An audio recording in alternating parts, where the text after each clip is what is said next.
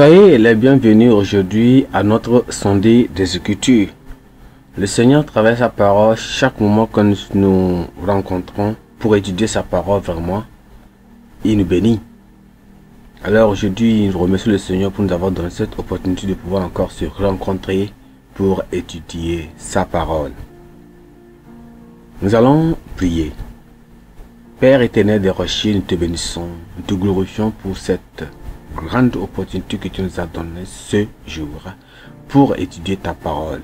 Nous prions Seigneur en allant sur chapitre sur chapitre, précepte sur précepte, ligne par ligne, en étudiant ta parole, que tu donnes la compréhension, la grâce, et surtout la grâce, surtout Seigneur, de pouvoir obéir à cette parole au nom de Jésus.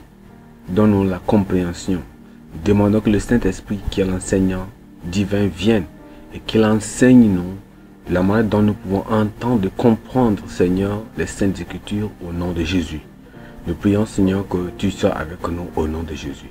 Merci parce que, Seigneur, nous savons que tu nous as exaucés. Au nom précieux de Jésus, nous avons prié. Amen. Que le Seigneur nous bénisse tous au nom de Jésus. Aujourd'hui, nous considérons un thème si important, mais la semaine passée, nous avons vu un thème qui était aussi tellement si important, qui était intitulé la charge et la portion des sacrificateurs et des lévites. C'est-à-dire la charge et la portion des sacrificateurs et des lévites. Donc nous voyons que le Seigneur Dieu avait choisi Aaron et ses fils comme sacrificateurs. Il avait choisi Aaron et ses fils comme sacrificateurs. Et Aaron était le souverain sacrificateur. Alors, et ses fils étaient des sacrificateurs. Et il avait choisi aussi, et ceci était pour de porter les iniquités des enfants d'Israël. Voilà. Ils étaient chargés de porter les péchés, ou bien les iniquités des enfants d'Israël. Et effectuer différents sacrifices pour expier leurs péchés. Donc, les Lévites aussi furent choisis pour les assister. Les Lévites aussi furent choisis pour les assister dans ce même travail. Dans ce même travail. Donc, ils devaient aussi faire comment? Ils devaient les assister dans les fonctions du sacerdotal et aussi dans le travail du tabernacle. Donc, nous voyons que quoi? Le livre des Nombres ici, chapitre 18, traite de règlements légaux concernant les devoirs des sacrificateurs et des lévites. C'est-à-dire que nous avons étudié le Nombre chapitre 18 la semaine passée. Donc c'est ce qui ce livre nous montre les devoirs des sacrificateurs et aussi les devoirs de quoi? De ces lévites. Donc ainsi la part aussi de leur service envers Dieu et son peuple. Donc pour les empêcher de vraiment s'inspirer des païens et même de leurs rituels sataniques, Dieu a édité différentes lois. Il a mis en place certaines lois pour les enfants d'Israël. Donc ces lois-là étaient pour qui couvraient diverses questions telles que le mot de culture, ou bien le mot de culte, et le caractère sacré du sanctuaire, et même les relations civiles, et aussi on voit aussi la propriété des autres personnes, comment ils doivent protéger ces choses-là, donc etc. Donc toutes ces choses-là, toutes ces choses-là visaient à leur faire conserver quoi? Leur particularité et leur caractère distinctif en tant que peuple élu de Dieu, donc parmi les païens. Donc aujourd'hui, nous considérons un thème vraiment qui est maintenant, nous allons aller dans le chapitre 19. Et dans ce chapitre 19, nous allons voir le thème qui est quoi? Qui est la purification des impurs. La purification des impurs. Donc, dans ce thème ici, c'est le chapitre 19, ça. Dans ce chapitre 19, donc, dans cette étude, ou bien cette étude est unique dans tous les livres dans tous les livres à la Bible, c'est-à-dire que dans les livres des nombres. Et ce chapitre 19 là traite vraiment bien, et ça traite sur la purification des Israélites qui étaient devenus impurs, peut-être suite à leur contact avec des cadavres. Donc les gens qui touchent les morts seraient retranchés d'Israël s'ils n'étaient pas purifiés avec de l'eau de purification afin d'entrer dans le tabernacle. Donc connu prouve, ou bien connu pour son ordre et sa précision. Vous savez déjà, non? Donc à cause de cela, Dieu a expliqué quoi? La procédure de purification de ces impurs là, ainsi que quoi? Le châtiment des défaillants, le châtiment de ceux qui vont refuser d'être purifiés. Donc ici nous allons voir que certains points, on va voir quelque chose de tellement important. Donc pour aller dans ce point, nous allons considérer quelque chose. On va lire notre texte de lecture dans Nombre chapitre 19. Nombre chapitre 19. Nous allons lire surtout le verset, à partir du verset 1. Nombre chapitre 19.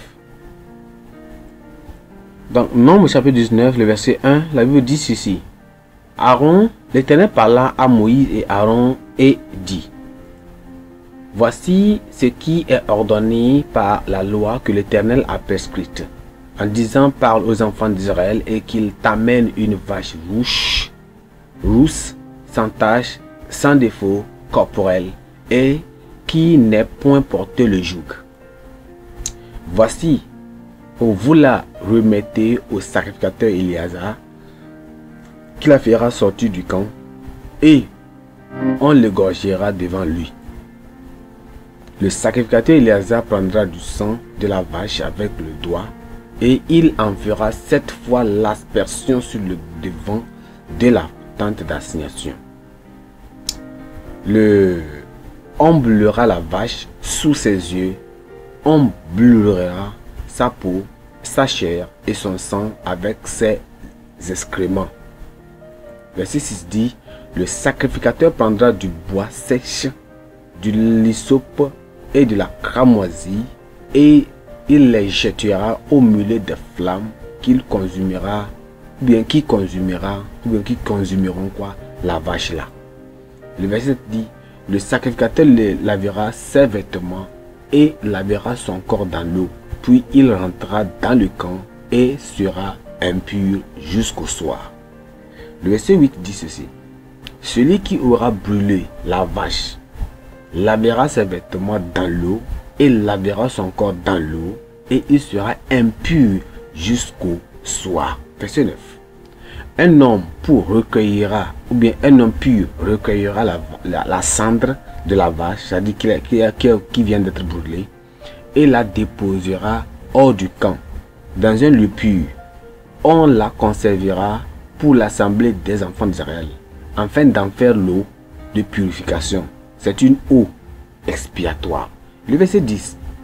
Celui qui aura recueilli la cendre de la vache lavera ses vêtements et sera impur jusqu'au soir. Ce sera une loi perpétuelle pour les enfants d'Israël et pour l'étranger en séjour au milieu d'eux. Gloire à Dieu. Si nous voyons exactement la loi qui a été prescrite aux enfants d'Israël.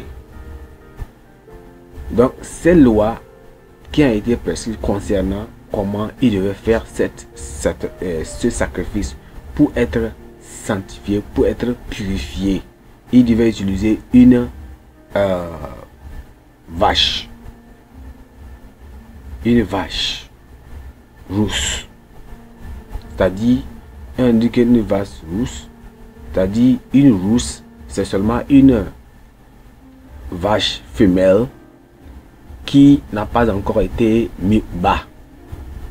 Sur cette vache femelle là n'a pas mis comment? La vache n'a pas mis bas. La vache n'a pas mis bas. Elle n'a jamais été utilisée pour transporter des jougs.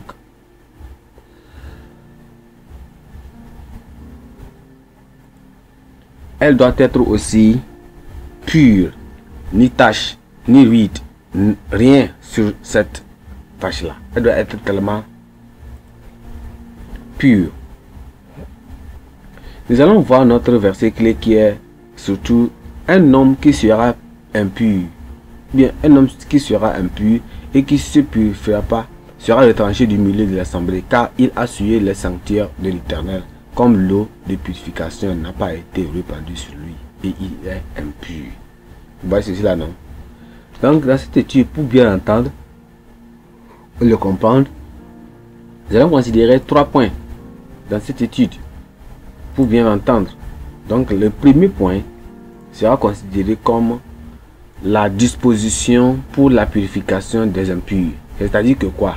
Quelles a été les requêtes? Quelles a été les dispositions? Quelle a été leur demande? Qu'est-ce qu'ils doivent utiliser pour faire cette purification de ceux qui sont impurs? 2. On va parler des détails et la procédure de la purification. Les détails et la procédure, comment ils devaient faire, qu'est-ce qu'ils devront faire, quelles sont les étapes pour pouvoir faire cette purification. Troisièmement, on voit la pénalité de la désobéissance et la perpétuité de l'ordonnance. Dieu a dans l'ordonnance, il a dit que cette ordonnance sera comment? Perpétuelle. Et aussi, ceux qui vont refuser de faire cela, quelle est leur conséquence? Point numéro 1, rapidement, on voit ce que Dieu vient de parler.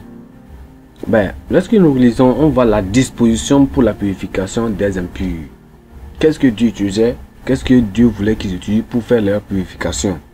On voit ici quoi?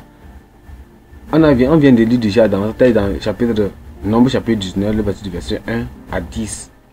Mais je vais lire les deux premiers versets du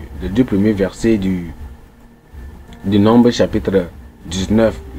Le deux premiers versets. Il dit, l'Éternel parla à Moïse et dit, et Aaron et dit, parle, voici ce qui est ordonné par la loi que l'Éternel a prescrite en disant, parle aux enfants d'Israël et qu'ils t'amènent une vache rousse, sans tache, sans défaut corporel et qui n'est point porté le joug. Vous voyez, non? L'Éternel lui-même a parlé aux enfants d'Israël. Il a dit qu'il amène quoi? Une vache pour eux. Donc, une vache rousse, comme je viens de le dire, est une femelle qui n'a jamais mis bas. Donc, le Seigneur a prévu le défi de l'impurité parmi les enfants d'Israël. Et après quoi, les dispositions pour y faire de la lumière, bien de la même manière qu'il a prévu à notre salut en envoyant son Fils unique Jésus-Christ. Il nous a dit dans Apocalypse chapitre 13, le verset 8 que quoi? Dans l'agneau immolé dans la fondation du monde, dès la fondation du monde. Donc, les enfants d'Israël procurent l'ordre d'amener une génisse rouge. Lorsque nous parlons d'une génisse rouge, c'est pourquoi je viens de vous dire quoi? La génisse rouge, c'est une vache qui n'a jamais mis bas. Premièrement, elle est pure. Il n'y a pas de défaut sur elle. Les yeux, le corps, la bouche, les oreilles, tout est propre, tout est ok, sans défaut. Donc Dieu a prescrit quel type de gémisse il devait amener. Il devait amener une gémisse rousse, not rouge. Je ne dis pas rouge, mais une génisse comment? Rousse, sans tache, sans défaut, sur laquelle aucun joug n'avait été placé pour la purification des impurs. Ouais, c'est cela, non? Donc, dans cette déclaration, ou bien à travers ce que le Seigneur lui-même avait donné comme déclaration, qu'est-ce que nous pouvons en prendre? Donc, dans cette déclaration, nous en tirons un certain nombre d'enseignements. Premièrement, on voit que quoi? Le Seigneur a dit que quoi? Le peuple devait fournir quoi? Le sacrifice. Le peuple lui-même devait faire comment? Amener le sacrifice. Le peuple lui-même devait amener le sacrifice. C'est lui-même qui devait amener le sacrifice. Qu'est-ce que cela veut dire? Cela veut dire que quoi? Cela veut dire que quoi? Chacun dans la vie a un rôle à jouer afin de profiter des bénédictions illimitées de Dieu. Ne pas rester chez toi et expecter que les bénédictions de Dieu tombent du ciel sur toi. Non. Chaque personne a un but, a un rôle à jouer. Et maintenant, on voit, deuxièmement, la rougeur de la génisse symbolise quoi? Toutes les formes de péché pour lesquelles Christ a sacrifié sa vie sur la croix pour l'humanité.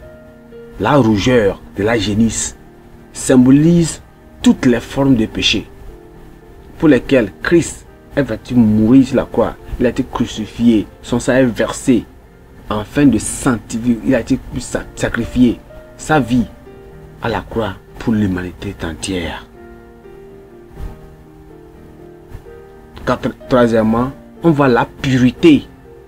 Parce que la Bible dit que quoi? Cette génisse doit être pure, sans tache, sans défaut. Ça veut dire que quoi? C'est une pureté. Donc cette pureté de la génisse ici représente quoi? La sainteté infinie de Christ. Ça montre quoi? La sainteté infinie de Christ. C'est-à-dire l'agneau de Dieu qui était sans péché et qui fut tué à cause de moi et toi. Gloire à Dieu. Donc, cela représente quoi? On va le troisième. Le troisièmement, on va voir ce que troisièmement, qu'est-ce que cela dit? Troisièmement, eh bien, quatrièmement, on peut parler de quoi? De la génisse sur laquelle aucun joug n'a été placé. Parce que la Bible a dit quoi? Qui doit amener une génisse sur laquelle aucun joug n'a été placé, qui est sans tache et il doit être rouge, pur, propre. Vous voyez, non? Et chaque requête ordonnance signifiait quelque chose. Nous sommes maintenant sur quoi? Cette génisse sur laquelle aucun joug n'a été placé. Elle est comparable à Christ qui n'est jamais sur le joug du péché. Vous voyez que le péché c'est un joug, hein? C'est un fardeau. Donc, Christ n'a été jamais sur le joug, bien sur le fardeau d'un péché. Jamais. Et maintenant, qu'est-ce que cela peut nous montrer? Si Christ n'a jamais été sous le joug d'un péché, jamais. Donc, on voit que quoi? Cette génisse aussi rouge symbolise, parce qu'il a dit génisse rouge. Génisse rouge. Cette génisse rouge symbolique qui devait être comment abattue dans le camp d'Israël désigne quoi également? La crucifixion du Seigneur Jésus. C'est-à-dire que sans le camp, ça veut dire que hors du camp, donc cette génisse là, cette génisse rouge symbolise qui devait être abattue hors du camp. Elle devait être abattue hors du camp. Ce n'est pas dans le camp, mais hors du camp. C'est la même chose que Christ a aussi fait. Comment? Christ a été crucifié, il est mort hors de quoi? Quelque part, c'est la croix de Golgotha, ou bien de Golgotha. C'est là que Christ a été crucifié. Vous voyez, non? Le Seigneur Jésus a été crucifié à l'extérieur des murs de la ville du Golgotha. Oh!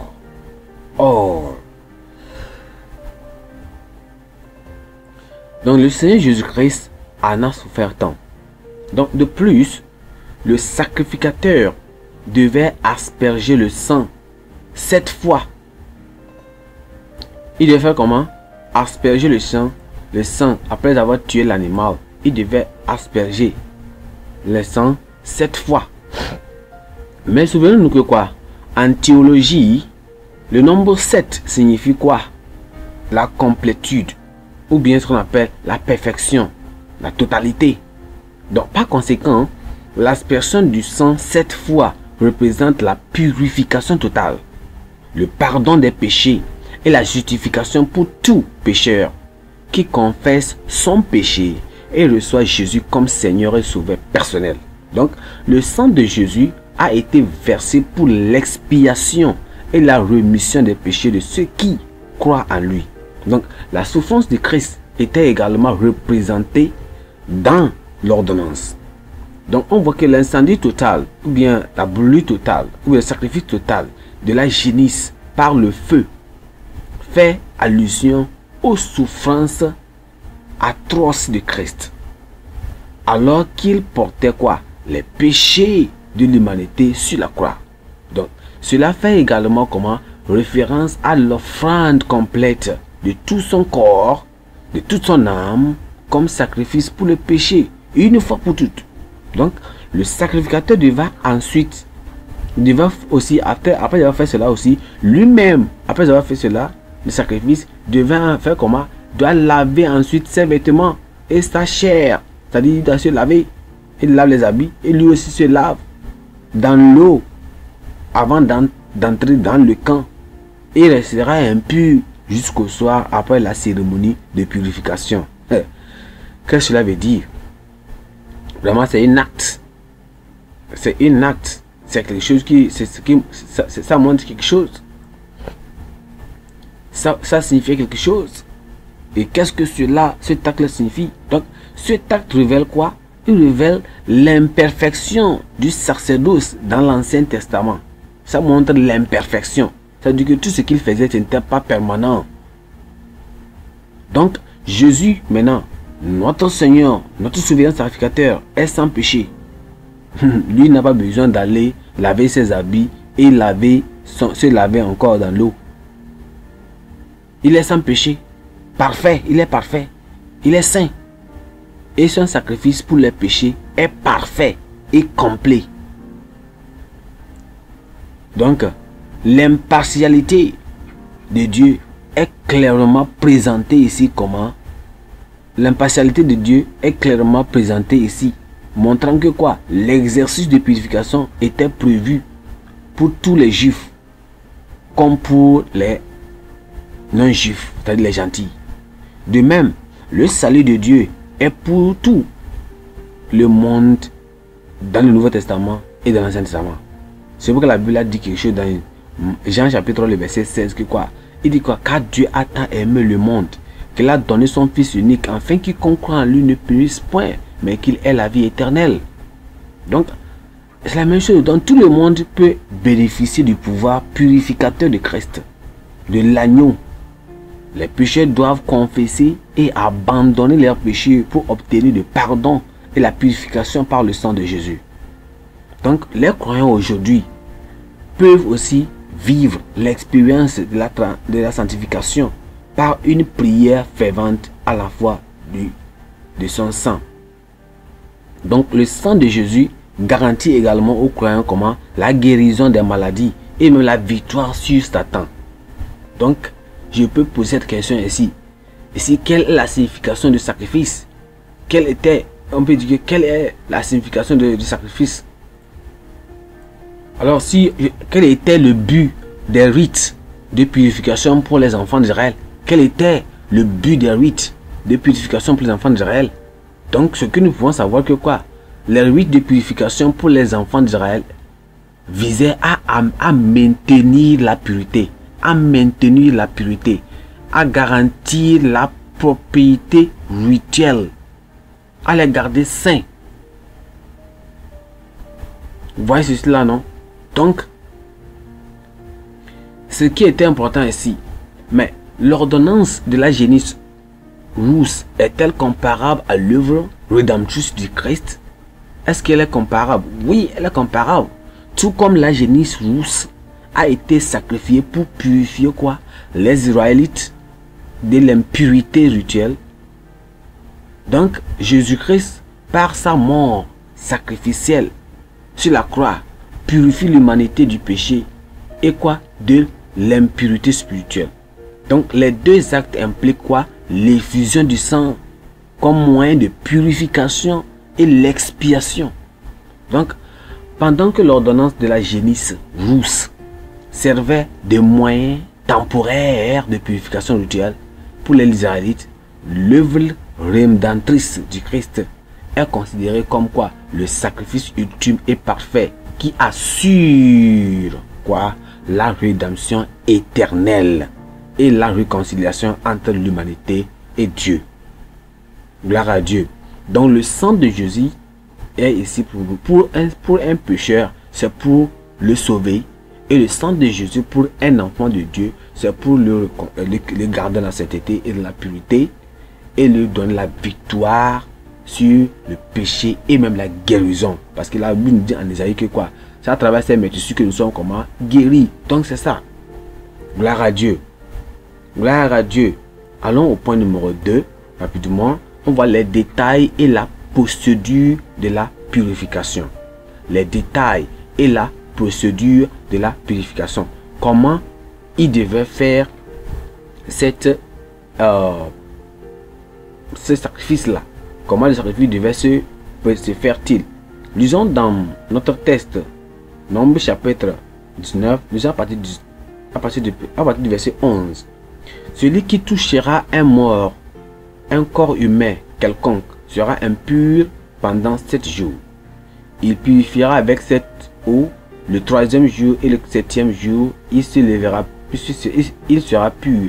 Mais s'il ne se purifie pas le 3e jour et le 7e jour, il ne sera pas pur. Celui qui touchera un mort, le corps d'un homme qui sera mort et qui ne se purifiera pas sur le tabernacle de l'Éternel, celui-là sera retranché d'Israël. Comme l'eau de purification n'a pas été répandue sur lui, il est impur et son impureté est encore sur lui. Verset 14 dit: voici la loi, lorsqu'un homme mourra dans une tente, quiconque entrera dans la tente et quiconque se trouvera dans la tente sera impur pendant 7 jours. Verset 15: toute vase découverte sur lequel il n'y aura point de couvercle attaché sera impur. Quiconque touchera dans les champs un homme tué par l'épée, ou un mort, ou des ossements humains, ou un sépulcre sera impur pendant 7 jours. On prendra pour lui, pour celui qui est impur, de la cendre de la victime expiatoire qui a été brûlée, et on mettra dessus de l'eau vive dans un vase. Un homme pur prendra de l'hysope et la trempera dans l'eau, puis il en fera l'aspersion sur la tente, sur tous les ustensiles et les personnes qui sont là, sur celui qui a touché ses ossements, ou un homme tué, ou un mort, ou un sépulcre. Le verset 19 dit: celui qui est pur fera l'aspersion, et celui qui est impur, il fait l'aspersion comment? Sur qui? Sur celui qui est impur. Le 3e jour et le 7e jour, et il le purifiera. Et il le purifiera le 7e jour. Il lavera ses vêtements et se lavera dans l'eau, et le soir il sera pur.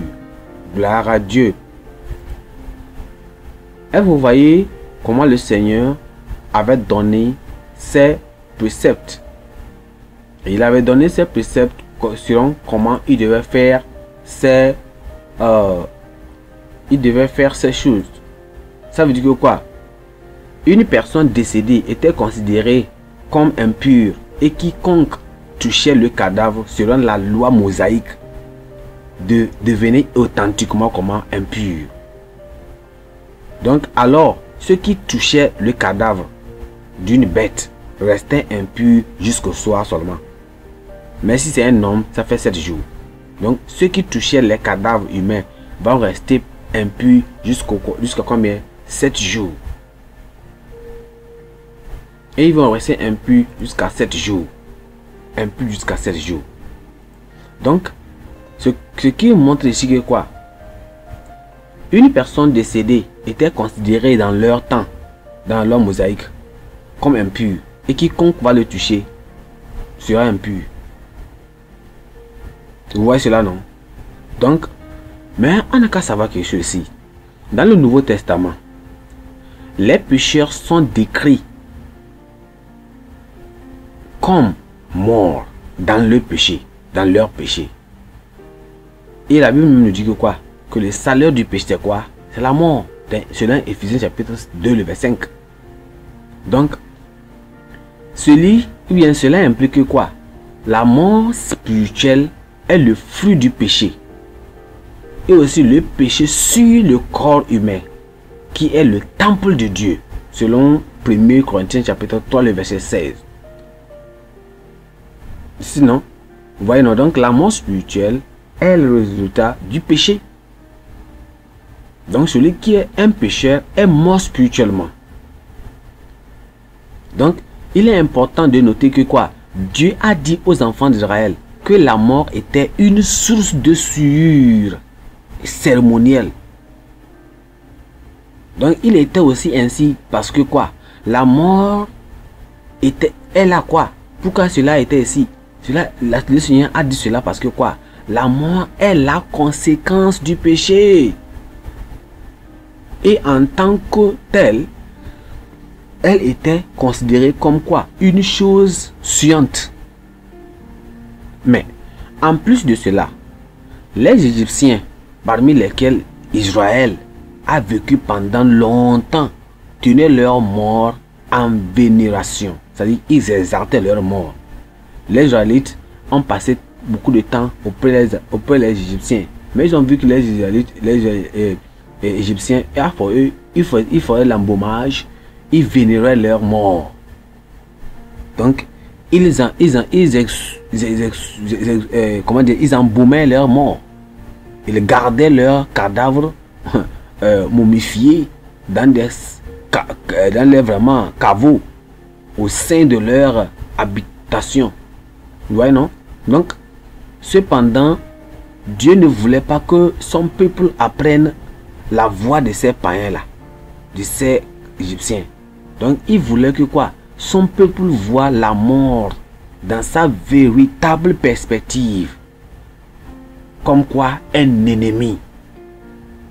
Comme un ennemi. La mort est un ennemi. Selon 1 Corinthiens chapitre 15, le verset 26. La mort est un ennemi.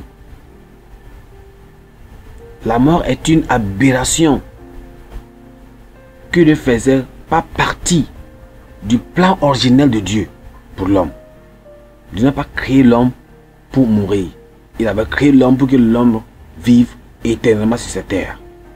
Mais bien que nous ne soyons pas sués, en particulier aujourd'hui, en participant à des funérailles ou même en touchant le cadavre, ou bien le cadavre de nos proches personnes aujourd'hui, nous pouvons tirer d'importantes leçons de ce principe de l'Ancien Testament. Nous pouvons en tirer, parce qu'il y en a tant que nous pouvons aussi en tirer concernant ces rites. Donc, premièrement, qu'est-ce que nous pouvons en tirer? On voit que quoi? Nous ne devons pas copier les pratiques mondaines de notre société dans la manière dont elles enterrent quoi? Leur mort. Nous devons faire attention de ne pas copier les pratiques mondaines, la manière dont elles enterrent comment le monde enterre leur mort. Il y a beaucoup de rites, il y a beaucoup de cérémonies, surtout dans des personnes, dans des ethnies, partout dans le monde entier, lorsque les gens sont en train de célébrer leur et enterrer leur mort, qu'ils vraiment font. Deuxièmement, nous devions avoir une attitude sobre et réfléchir profondément aux implications spirituelles de la mort. C'est ce que nous devons faire plutôt lorsque quelqu'un est mort. Donc chaque fois qu'une personne décède, le plus souvent, les gens sont vraiment submergés par la douleur émotionnelle et même la perte physique associée au deuil. Donc, et d'autres occasions, à d'autres occasions même, l'anxiété générée par le coût de préparation de la cérémonie funéraire rend les personnes endeuillées, vraiment insensibles et même insouciantes quant aux implications du décès. Donc en particulier d'un parent ou d'un proche non converti. Donc, cependant, nous devons profiter de ces occasions pour nous examiner et pour nous préparer pour l'éternité. Quand quelqu'un mort participer à un funérail, ce n'est pas un moment de se soucier d'ici et là, c'est un moment de prendre de se réfléchir, de dire si c'était moi, où ira mon âme? Si c'était cette personne, où ira son âme? Ou bien cette personne qui vient de mourir, où est-elle maintenant? C'est un moment de souvenir, de penser en soi. De penser à soi. Et troisièmement, on voit que nous devons aussi faire comment? Nous devons éviter les pratiques profanatrices. Vraiment, ici c'est vraiment profond. Qu'est-ce qu'on appelle les pratiques profanatrices? C'est-à-dire que quoi? Non, les gens, quand les gens meurent, certaines personnes, ils impriment, ils font des tatouages ou bien des tatouages sur les corps. N'importe quoi, ils font des dessins sur le corps, sur les cheveux, le doigt, n'importe comment. Et il y a d'autres rites, d'autres cérémonies dans certains pays, dans certaines ethnies, dans certaines langues, que ils vont demander au partenaire, à l'époux, bien de quelqu'un de la famille, d'aller dormir auprès du cadavre, dans la chambre où la personne est. La personne va dormir avec le cadavre là-bas, dans la même chambre. Il peut poser des personnes aller dormir dans ce cadavre, avec le cadavre. Et même, d'autres même vont raser les têtes. Ils vont raser leurs têtes. C'est le monde, ce n'est pas chrétien. Un chrétien ne va pas aller se raser la tête parce que quelqu'un est mort. Ils vont même aller faire comment? Se changer les vêtements dans le cimetière. Il y a d'autres ethnies qui font cela. Ils font des changements des vêtements. Mais peut-être que les vêtements de ce mort-là, ou bien quelque chose, ils vont partager un de ces vêtements au cimetière là-bas. Donc, ils font aussi, même les gens aussi peuvent faire comment? Les gens vont aussi auprès des charlatans pour consulter l'esprit des morts, pour obtenir quoi? Des informations, c'est-à-dire, et pour consulter l'attitude de consulter, d'aller auprès des charlatans et consulter l'esprit des morts. C'est ça qu'on appelle la nécromancie. La nécromancie. La nécromancie. Il y a d'autres aussi qui font comment? Il y a d'autres aussi qui vont dire que, oh, selon notre cérémonie, selon notre culture, si un homme meurt et il laisse sa femme, donc un frère doit hériter cette femme-là. Étant chrétien, il n'y a pas ça comme ça. Hériter la femme des morts. Pour n'en citer que quelqu'un, c'est seulement quelqu'un que je peux citer comme ça. J'ai vu même d'autres, j'ai entendu d'autres, j'ai lu d'autres certaines cultures qui vont brûler le corps de la personne qui est morte. Et la cendre sera utilisée et pour donner aux membres de leur congrégation ou bien aux membres de leur famille ou bien du village ou bien quoi, de manger la cendre là. Ils vont manger la cendre de cette personne qui est morte. Vraiment, il y a des cultures, il y a des rites. Étant enfant de Dieu, nous devons faire attention de ne pas se soucier de ces choses pratiques. De ces pratiques. Le Seigneur va nous aider au nom de Jésus-Christ. Donc, la leçon séculaire qu'en découle ressent dans les truismes selon lequel le service d'une personne impure est acceptable aux yeux de Dieu. Parce que Dieu avait dit que quoi? Ça doit être un homme pur qui doit faire comment? prendre l'eau pour laver celui qui est impur. Donc celui qui est impur ne peut pas laver celui qui est impur. Deux aveugles ne peuvent pas se conduire. Ils finiront tous tomber dans un quoi? Dans un puits. Donc c'est celui qui a les yeux. Donc les rites religieux comme les païens, ou bien on peut dire que nous aussi comme les enfants de Dieu, Dieu, quelqu'un qui n'est pas né de nouveau, ne peut pas aller prêcher l'évangile. Il ne peut pas aller prêcher l'évangile. Il ne peut pas faire quelque chose. Il ne peut pas aller gagner les âmes pour Christ et servir même dans la vigne. Il ne doit pas abriter le péché dans leur vie. Ces personnes doivent être purifiées de toutes leurs souillures avant que leur service puisse être agréable à Dieu. Donc, les rites religieux, comme le paiement de la dîme, vous voyez que, est-ce que vous savez que le paiement de la dîme, c'est un rite? C'est un rite biblique. Donc, ces rites-là, la fréquentation religieuse régulière de l'église, aller à l'église chaque moment là, le baptême d'eau et même d'autres ne peuvent pas remettre le péché ou bien produire quoi? L'expérience d'une nouvelle naissance. Ne peut pas nous donner le salut.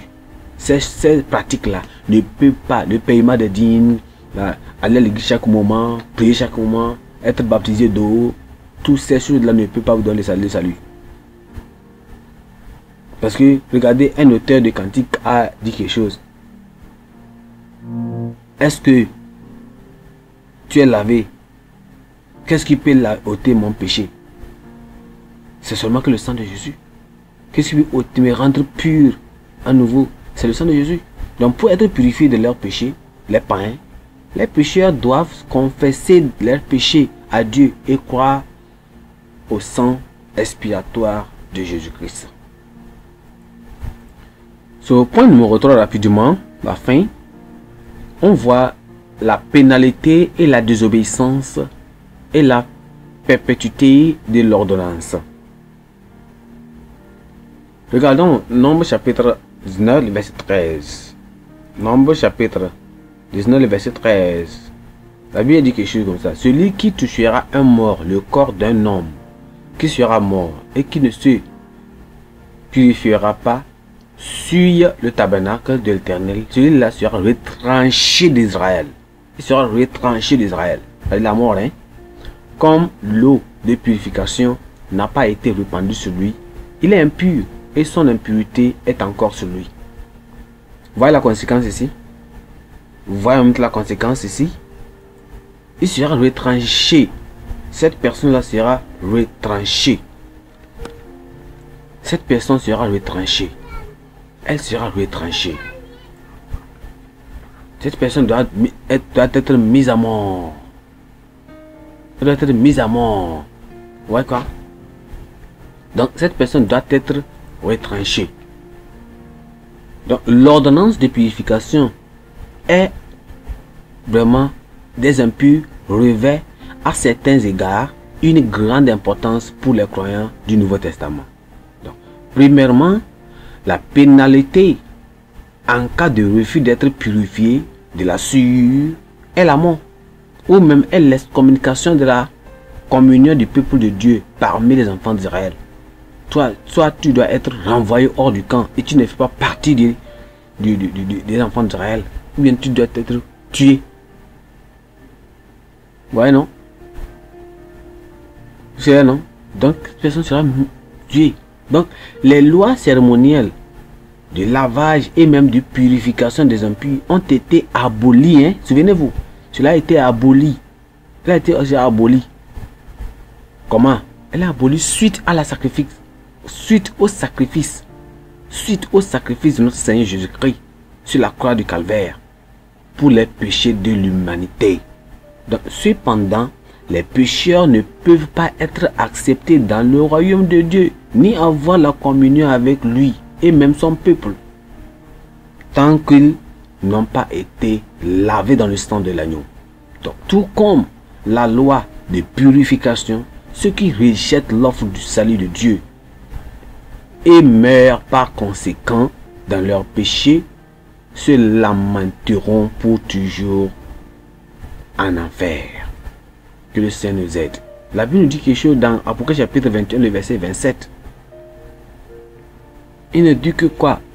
Il n'y a Il n'y entrera rien de sué, ni rien de commettre, rien de ceux qui commettent quoi? L'abomination ou le mensonge, mais ce qui est écrit dans le livre de vie de l'agneau. C'est seulement cela. Donc, l'avertissement urgent adressé à tous les pécheurs ici, à l'intérieur et même à l'extérieur de l'église, est de prendre conscience le sang de Jésus et d'être sauvé. Notre prière chaque moment, c'est de dire: Seigneur, lave-moi entièrement de mon iniquité et purifie-moi de mon péché. Le pécheur prie cela. Et je vous ai dit que quoi? Le sang de Jésus est pour les pécheurs un rachat, une rédemption, un moyen de se sauver. Et pour le chrétien, pour l'enfant de Dieu, celui qui est né de nouveau, le croyant, le sang de Jésus pour lui est une moyen de le garder saint et de le purifier chaque moment et de le garder saint, pur avec le Seigneur, et aussi de le guérir et de lui donner la victoire sur Satan. C'est ça ici. Mais ces choses sont en train de toujours continuer. Donc la sainteté, la pureté. Le Seigneur veut que nous soyons purs avant de pouvoir le servir. Tellement important. Donc quoi? Les ministres de Dieu doivent prêcher, enseigner et prier sans relâche contre le péché dans la congrégation pour l'empêcher de se propager et de polluer l'église pour laquelle Christ est mort. Pourquoi cette personne qui avait touché l'impur n'était pas lavée et purifiée, doit être excommuniquée, doit être renvoyée du camp ou bien tuée? C'est parce que c'est contagieux. Le péché est contagieux. Quand quelqu'un est un pécheur dans l'église, vous le voyez prêcher et il ne comprend pas et la personne continue, il peut facilement contaminer les autres personnes. Il peut facilement contaminer les autres personnes à faire ce péché, à faire ce péché, à faire ce péché. C'est comme ça. Donc, il doit vraiment prier pour que ces personnes-là reçoivent. Donc, il revient pour une église glorieuse, parce que Christ va revenir pour une église glorieuse. Et il revient pour une église sans tache. Il revient pour une église sans ride, ni aucun défaut. Il revient pour cette église. Regarde ta vie. Est-ce que tu es saint et tu es pur? Est-ce que tu es prêt pour que quand le Seigneur viendra, tu iras avec lui? Comment est ta vie? Étant leader, toi-même dans l'église, regarde les autres personnes autour de toi, les pécheurs, ici et là. Toi-même, ta vie est bien. Est-ce qu'elle est bien? Elle est saine? Est-ce qu'elle est propre? Le sang de Jésus t'appelle. Le Seigneur dit, Jésus-Christ dit, viens, viens, et il va te prendre. Il va te laver, il va te purifier. Si Dieu est déjà sauvé, alors reste dans le Seigneur. Et quand tu es dans le Seigneur te donne la victoire sur le Satan, sur le péché. Le Seigneur te donne la victoire sur les maladies, la victoire de rester saint jusqu'à la fin, au nom de Jésus. Le Seigneur aujourd'hui te parle et il veut que tu restes et marche avec lui et fais ce qu'il veut que tu fasses. Et en faisant cela, le Seigneur va t'aider afin que tu puisses rester saint et pur jusqu'à l'avènement du Seigneur de Jésus au nom de Jésus-Christ. La sainteté est la justice de Dieu de tous les temps. Dieu est toujours saint et veut que nous soyons saints. Il est saint, il est dans les lieux saints. Le ciel est saint, les gens sont saints. Dieu est saint, lui-même il est saint. Dans tout ce qu'il est, lui, sa nature, c'est la sainteté. Avant d'aller avec lui et rester avec lui, devant être saint. Nous allons prier. Père, nous te bénissons aujourd'hui, nous te rendons gloire. Nous te bénissons pour ta parole. Nous prions que tu donnes la grâce, Seigneur. Lave-nous, ôte le péché de nous. Sanctifie-nous, purifie-nous par le sang de l'agneau au nom de Jésus-Christ. Nous prions que tu aies pitié de tous tes péchés, de tous les pécheurs. Seigneur, comme le Saint Jésus-Christ, comme le Seigneur Jésus-Christ, qui est considéré comme ici, la génisse rousse, qui a été utilisée pour l'aspersion du sang. Et cela n'était pas perpétuel, Seigneur permanent. Mais tu es venu, Seigneur, toi qui n'as jamais connu le péché. Tu es mort pour nous à cause de la croix du calvaire. La croix du calvaire pour nous sauver. Seigneur, donne la grâce de rester en toi et de demeurer en toi. Seigneur, afin que le sang qui a été versé sur la croix nous continuons à nous apercher, à continuer à nous laver, et purifier, nous protéger contre les défauts et les pratiques, les attitudes de Satan au nom de Jésus-Christ. Seigneur, nous te rendons gloire, nous te bénissons car nous savons que tu nous as exaucés. Seigneur, garde-nous toujours dans la sainteté, dans la pureté, dans cette nature, Seigneur, afin que quand tu viendras, tu ne nous verras pas, Seigneur, dans le péché au nom de Jésus-Christ. Seigneur, nous te remercions car nous savons que tu nous as exaucés. Au nom précieux de Jésus, nous avons prié. Amen. Que le Seigneur vous bénisse et que le Seigneur soit avec vous. Et je plaît à Dieu, la semaine, on se verra. Ne oubliez pas. Au nom de Jésus. Amen.